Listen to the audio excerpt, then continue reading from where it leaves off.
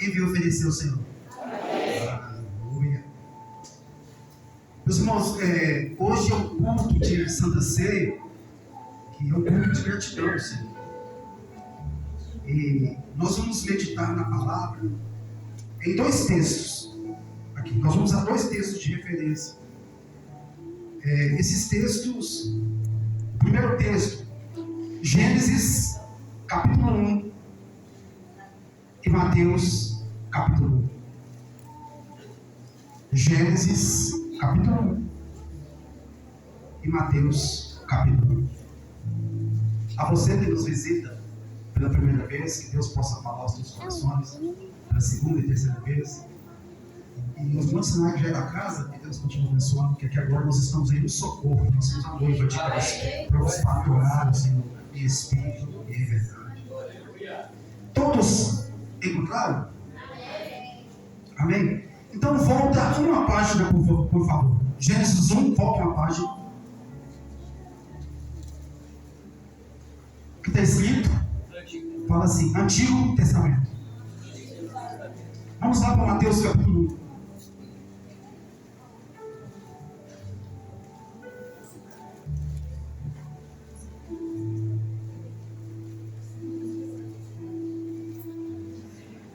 Todos encontraram? Volta uma página, por gentileza. O que está escrito? Novo Testamento. Então fala comigo assim, Antigo Testamento e Novo Testamento. Pai, nós te louvamos pela palavra. Nós te louvamos, Senhor, porque o Senhor é santo, o Senhor é Deus. O Senhor é aquele que usa quem o Senhor quer, o Senhor fala quando quer, o Senhor transmite aquilo que o Senhor quer ao teu povo, Pai. Que nesse instante, Senhor, que eu possa ser canal de bênção ao Senhor. Louvado seja o Senhor. Meus irmãos, eu acordei 2 horas da manhã há poucos dias, e Deus ministrou essa palavra em meu coração. E Ele ministrou ela parcialmente, ela foi fluindo. E quando o pastor me chamou para que eu ministrasse aqui no dia de hoje, sabendo que era a ceia, eu tinha certeza que as coisas já tinham sido estabelecidas no mundo espiritual, para que nós pudéssemos viver hoje, porque assim é o Senhor Deus. Ele começa pelo fim das coisas. E olhando para esses 2 textos, falando de Antigo Testamento e Novo Testamento, nós entendemos que a Bíblia é um livro jurídico. Ela tem 1189 capítulos, 31.102 versículos, escrita em um período de 1.600 anos por 40 autores inspirados por Deus. São 66 livros, sendo que 8.000 promessas estão nesse livro, 5.000 da Antiga Aliança e 3.000 da Nova Aliança, sendo a promessa de vida eterna a maior delas, o qual desde está inserido. Então, quando eu vi esse texto aqui falando de Antigo Testamento, o que me levou a entender que testamento tem que ter um testador. E testador tem que ter uma herança. E nós vimos que o Antigo Testamento, quem é o testador? Adão. Ele está na genealogia do capítulo 1 como testador. Por quê? Porque em Romanos capítulo 5, versículo 1, versículo 12, diz assim: porque por um homem veio o pecado no mundo, e pelo pecado a morte passou a todos os homens. Então ele é um testador, o qual os homens nascem filho, herdando a natureza pecaminosa de Adão. Ele é o testador da antiga aliança, porque todos são filhos em Adão. E sendo filhos em Adão, como que todos vivem? Com a natureza caída, com a natureza pecaminosa, transgredindo os mandamentos de Deus. É isso que Paulo vai falar em Efésios, no capítulo 2, do versículo 2 ao 3.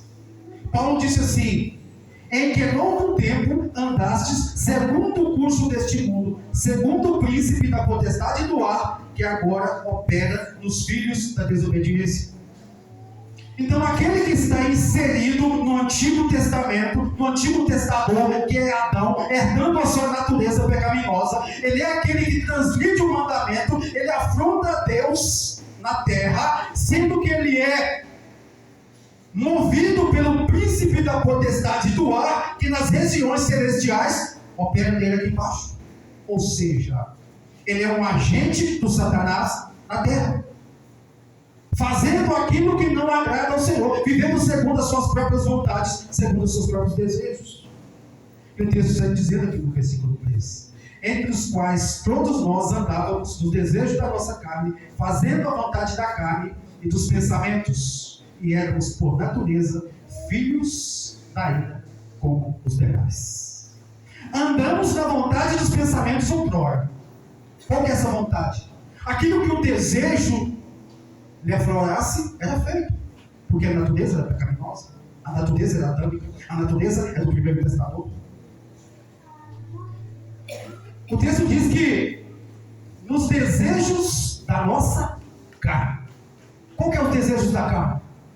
Gálatas, capítulo 5, versículo 19 e 20, diz assim: porque as obras da carne são manifestas, são porfias, iras, contendas, dissensões, facções, adultérios. Então é assim que vivem os que estão herdeiros em Adão. Por quê? Porque ele nasceu só uma vez. E aquele que nasceu só uma vez morre duas. Aquele que nasce duas morre. Foi isso que Nicodemos perguntou a Jesus: Senhor, o que eu faço perto da vida eterna? Jesus falou: nasça de novo. Ele falou: mas como pode um homem já velho voltar para dentro da madre, da mãe? Ele falou: não, nascer da água e do Espírito. Aleluia. Então, aqui nós podemos entender que o que nasceu uma vez, ele vai morrer duas. Por quê? Ele nasceu da morte física, e já estava numa morte espiritual, e vai viver a última morte, que é a morte eterna. Porque morte é separação. Às vezes tem pessoas que falam que crente não morre, crente morre. Por quê? Eclesiastes capítulo 7, versículo 12 diz assim: porque o corpo torna ao pó, e o espírito torna a Deus que o deu. Só tem uma diferença. Em João 11, capítulo 25, que aquele que crê em Jesus, ele disse assim: aquele que crê em mim, ainda que morra, viverá. Aleluia. Então aquele que nasceu duas vezes, embora que ele morra, ele torna a vida. Por quê? Porque a vida está em Jesus. Evangelho de João, capítulo 1, versículo 4, diz que a vida estava nele, e a vida é a luz dos homens. Aleluia. Então, nós podemos entender que é preciso nascer duas vezes. Porque aquele que vive segundo a sua própria natureza, segundo as suas próprias vontades, ele passa por castigo eterno, ele passa para a morte eterna. Porque Gálatas, capítulo 6, versículo 7 e 8 diz assim: Deus não se deixa escarnecer. O que o homem semear, isso também se fará. Aquele que semeia na carne, da carne colherá corrupção. E eu quero te falar de um homem que viveu segundo a carne. A Bíblia diz que é uma parábola, mas tem nomes próprios. Estudiosos dizem que é verídico. Eu creio que é uma história real que Jesus contou. Aqui está falando de um homem que a Bíblia diz em Lucas capítulo 16, versículo 19, que ele vivia esplendidamente. Esse esplendidamente não é aproveitar os bens que Deus te deu. Esse esplendidamente na Bíblia está dizendo que é um homem que vivia segundo as suas próprias vontades, segundo o seu próprio coração. Porque Jeremias 17:9 diz assim: enganoso é o coração mais que todas as coisas. Mas esse homem, vivendo segundo as suas próprias vontades, ele vai receber a sentença, porque o livro é jurídico. E a Bíblia diz que no Hades, o que é o Hades? O Hades é o inferno, o antigo Sheol. É um lugar do estado intermediário. Que ali estava esse rico, o qual a Bíblia não dá nome, mas ela diz que ele levanta os olhos e vê ao longe Abraão e Lázaro no seu seio. Então aqui o texto me leva a entender que se ele levantou os olhos e viu, do inferno se viu o paraíso. Então o problema, muitas das vezes, de quem está nesse lugar de tormento, não é só pela punição que ele está passando, é aquilo que ele perdeu, aquilo que ele deixou de viver,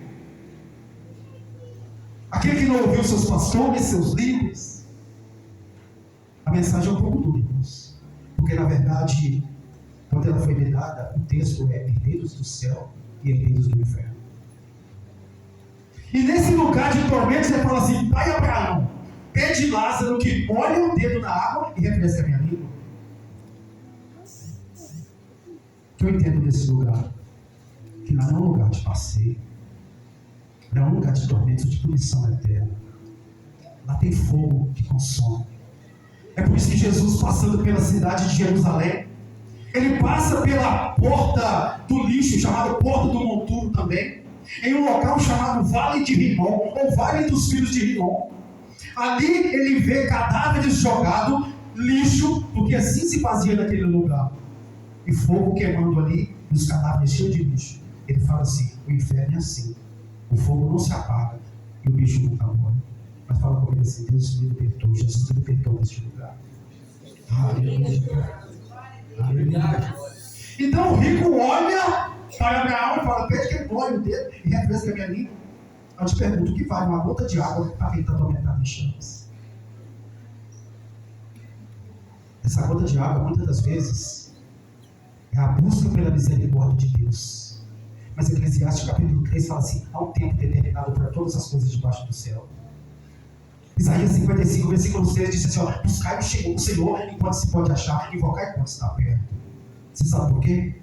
Porque a busca, ela pode ser por toda a eternidade, mas o achar tem tempo determinado. Você sabe por quê? Porque o rico, ele vai buscar por toda a eternidade, mas o achar é o tempo que nós estamos vivendo agora. Então busque agora, fala dele agora, do amor dele, viva o amor dele agora, porque tem o melhor para você. Então ele fala: pai Abraão, pede Lázaro que molhe o dedo e me refresque a língua. Pai Abraão fala: não tem mais jeito, filho, tem um grande abismo entre nós e vós. Esse abismo também existia entre nós e Deus. Mas Jesus veio e reconciliou nós com Ele, para que nós tornemos filhos amados do Pai. Aleluia. Pai Abraão, pede que ele molhe a língua, o dedo na água e me refresque a língua. Não tem mais jeito. Há um grande abismo. Então eu vou te fazer outro pedido, Fábio. Pede Lázaro para ir em casa. Eu tenho 5 irmãos. Para que ele não venha a este lugar. Em local de tormentos, caindo pregar o Evangelho. Não tem mais tempo, irmãos. É por isso que você tem que pregar agora, no seu trabalho, na escola, pregar com sua vida, pregar com testemunhos, porque é um tempo determinado para todas as coisas. Então o pai Abraão vai dizer para ele assim: olha, não tem mais tempo não, porque foi posto um grande abismo. Quem está lá não vem cá, e quem está aqui não vai lá. Mas interessante que quando ele falou que eu tenho 5 irmãos, o que eu posso entender pelo texto? Que ele está consciente, sofrendo as penalidades ainda na parte imaterial, que é o estado intermediário que ele se encontra. Ainda não é estado eterno. E ali naquele lugar, pai Abraão fala assim: não, lá tem os profetas e Moisés.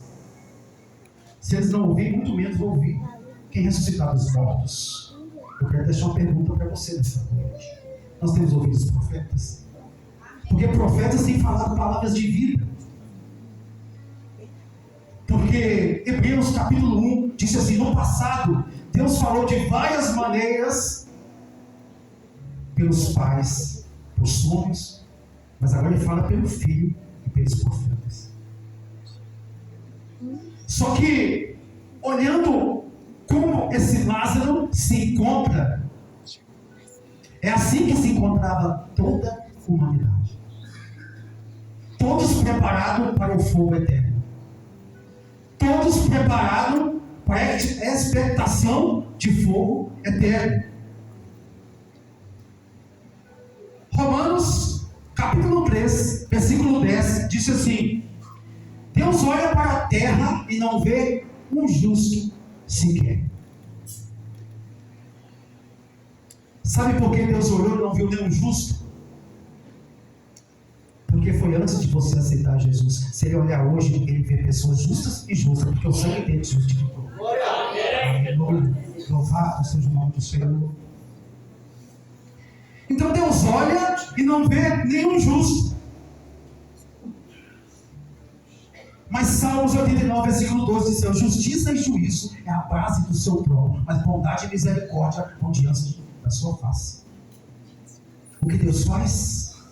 Ele é o cobrador da dívida, mas ele também é o pagador dela. Aleluia. Aleluia. Gálatas capítulo 4, versículo 4 diz assim: que na plenitude dos tempos ele envia seu filho, nascido de mulher, nascido sob a lei, para resgatar aqueles que estão sob a lei, assim nos tornar nas condições de adoção de filhos. Então Jesus veio. Evangelho de João, capítulo 1, versículo 11, disse assim: ele veio para os seus, mas os seus não receberam. Pode dar glória a Deus, porque se tivesse recebido, não tocava nada para nós. Jesus não veio para nós, ele veio para os judeus. Mas o versículo 12 diz assim: mas todos quantos receberam, deu-lhes o poder de serem chamados filhos de Deus. E porque sois filhos, Deus lhe deu uma outra identidade, uma nova natureza. Aleluia. Ele nos tira da condição de fogo eterno e nos coloca nas condições de herdeiros do céu. Aleluia. É porque merecemos? Não. Lembra de Rebeca? Isaac? Rebeca e Isaac têm 2 filhos. Qual são o nome dos filhos de Rebeca e Isaac? Escola bíblica? Jacó e Esaú. Quem é o primogênito? Esaú. Esaú tem direito à primogenitura. Só que Esaú, queridinho do papai. Jacó, queridinho da mamãe. E ali, Rebeca escuta Jacó, Isaac, falar para Esaú: vai lá, mata uma caça, faz um guisado para mim, que eu vou te abençoar. Com a sua bênção, que eu já não enxergo mais, eu estou próximo a morrer. O direito do progenitor eu te passo hoje. Ele sai, Esaú sai. Mas Rebeca vai lá e chama Jacó e fala assim: olha, teu pai vai abençoar Esaú, vai lá. Ele fala: mas como eu posso? Porque meu irmão, ele é peludo, eu sou liso. Ele falou: mata o cabrito e põe sobre você e vai lá. E ele foi. Aí chega lá, o que Isaac pergunta: quem é você? Ele fala: sou Esaú. Ele fala: então chega bem perto que eu posso tocar. E ele toca. Ele fala: mas a voz é de Jacó, mas o cheiro é do meu primogênito, Esaú. Jacó não merecia, mas Isaac falou: eu te abençoo, porque o cheiro é de quem? Do primogênito. Assim é com a minha vida e com a sua vida. Nós não merecíamos. Porque Efésios capítulo 2, versículo 5 diz assim: nós estávamos mortos em delitos e pecado. Aleluia. Mas é a única vez que Deus não vê quem você é. Ele olha para você e fala assim: quem é você? Você fala: Priscila. Ele fala: a voz é do Priscila, mas eu sinto cheiro do teu primogênito Jesus. Aleluia. Aleluia. Aplaude e glorifique o nome dele, porque ele é digno de glória. Aleluia! Aleluia! Glória a Deus! Aleluia! É assim que Deus vê. Ele não vê quem você é. Ele vê o sangue do Cordeiro que está sobre a tua vida. Aleluia! Aleluia! É por isso que ele vai estabelecer a ceia. Ele fala: olha, a ceia vocês vão lembrar desse dia, desse sacrifício na cruz do Calvário. Mas entenda uma coisa: a ceia não é para todo mundo. A ceia tem restrições. Nós vamos participar daqui a pouco. Pergunta para mim assim: qual? Eu vou te falar. Jesus, ele pregava dentro de barco, em cima do monte, no deserto, pegava para o endemoniado, pegava para o fariseu, escriba, ateu. Mas quando ele foi celebrar a ceia, ele falou só para os discípulos. Sabe qual é o requisito? Ser discípulo dele. Participar da ceia tem que ser discípulo de Jesus. Amém. Tem discípulo dele? Glória a Deus. Aleluia. Louvado seja o nome do Senhor. Então ele pega aquela ceia ali, porque a ceia aponta para o sacrifício. Por tudo que ele fez, é por ele e para ele. São todas as coisas. Colossenses capítulo 1, versículo 16 diz assim, ó, porque nele foi criado todas as coisas, no céu e na terra, visíveis e invisíveis, seja tronos, principados, potestades, tudo foi criado por ele e para ele. São todas as coisas. Aleluia. Então ele toma uma ceia ali, só para os discípulos. E disse assim, isso é o meu corpo que é dado por vós, para o perdão de pecados. Então entenda que a ceia tem um significado. Lembrar o sacrifício de cruz. Porque sem cruz não tem salvação, não tem herdeiros do céu. Então Jesus, ele é o segundo testador. Porque ali Deus estabelece uma nova aliança no seu sangue. Um novo testamento. Esse testamento, quem é herdeiro, só tem uma coisa que você precisa lembrar. É só crer em Jesus. É só crer nele. Porque todo aquele que crê e for será salvo. Herdeiros do céu. Aleluia. Então ele toma um pão ali e fala, esse é meu corpo que é dado por vós, para o perdão de pecados. Toma também o cálice e fala assim, este é o meu sangue, sangue da nova aliança, que é derramado em resgate de muitos. Você foi comprado com preço de sangue. Ele pagou um alto preço.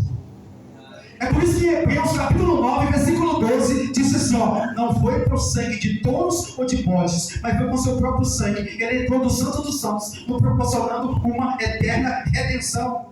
Aleluia. Aleluia. Aleluia. Eu quero te falar um pouquinho sobre o casamento judeu. Quando o noivo separava uma noiva para o futuro casamento, ele noivava, ele ia construir a sua casa, e neste momento que ele estava construindo, podia ser ele em qualquer posição social, rico ou não, ele tinha que trabalhar para construir a casa. Então ele não podia visitar a noiva. Ele tinha que arrumar um amigo de sua confiança, o qual a Bíblia chama de amigo do noivo. E esse amigo do noivo ia à casa da noiva, ver como eram os dotes dela, da cozinha, participava com ela do banquete. Mas o banquete não era para o amigo do noivo, era para o noivo. E esse amigo do noivo, ele não podia visitar a noiva sem levar presentes. Vamos entender isso aqui no espiritual. Quem é o amigo do noivo? O Espírito Santo. Aleluia. Quem é a noiva? A igreja. Aleluia. E quem é o noivo? Jesus.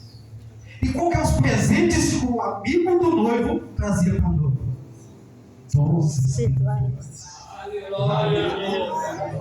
Frutos do Espírito, mansidão, temperança, longanimidade e domínio próprio. Esses são os frutos do Espírito. Nós vamos participar da ceia agora. Mas o amigo do noivo participava. E qual era o banquete que o amigo do noivo participava? A ceia do Senhor. Você sabe por quê? O banquete é do noivo. Mas quem participa é o amigo do noivo. Porque quando você participa, ele que mora dentro de você participa junto. Aleluia! Louvado seja Deus. Louvado seja o nome do Senhor. E nós já caminhamos para o final. A mensagem é rápida. Louvor, por gentileza. Deus soberano e poderoso. Só que quando Jesus estabelece a ceia, ele disse assim: eu não vou comer mais do fruto da vide. Eu não vou comer do fruto da vide. Mas convosco, na última ceia. Mas eu só vou comer convosco no reino do céu. Então entenda algo. Teve uma festa em Caná da Galileia. Jesus chega naquele lugar e Maria chega para Jesus e fala assim: ó, acabou o vinho. Jesus manda encher 6 talhas de água e transforma aquela água em vinho. Só que ali os mestres vão dizer assim: mas Jesus, eu não estou entendendo nada. Porque no casamento é assim: o melhor vinho se serve antes. Aqui no casamento o melhor vinho está sendo depois. Vai ser assim no reino do céu. Glória a Deus. Porque aquele vinho ali era para selar uma aliança de casamento. O melhor vinho foi para o final. Então entenda uma coisa: no reino dos céus tem uma ceia guardada para mim e para você. E essa ceia é a melhor, porque o melhor vinho ficou para o final. Aleluia!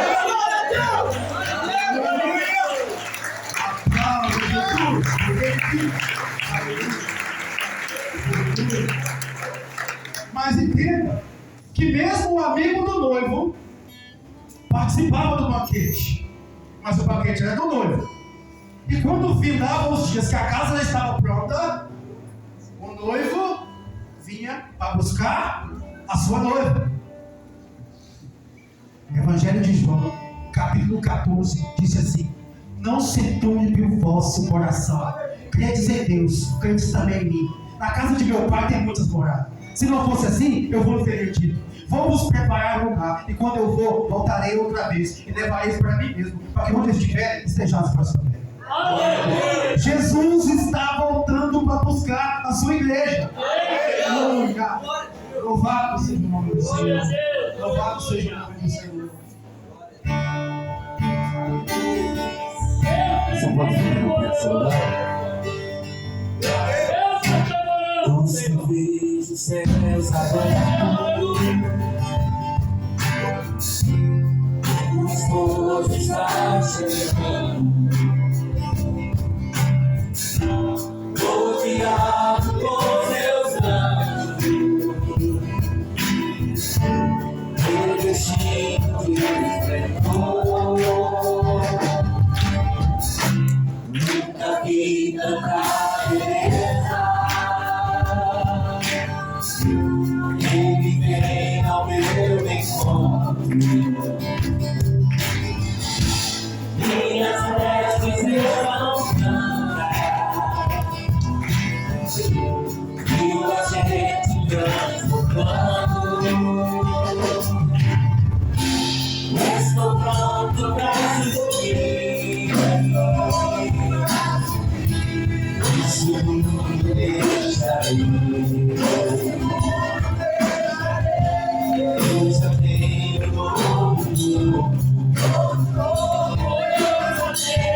Faço Jerusalém.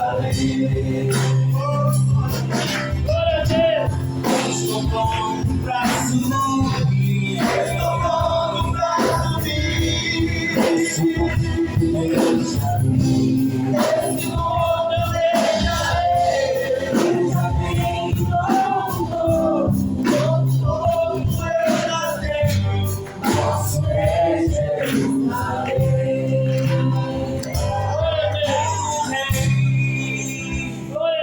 Está voltando, o Deus está voltando, a trombeta está soando, o meu nome a chamar. Sim, o Deus está voltando, o Deus está voltando, aleluia. Ele vem me mostrar o Deus está voltando.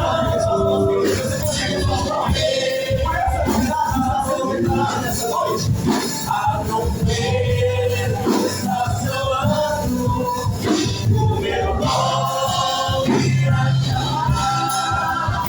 que o rei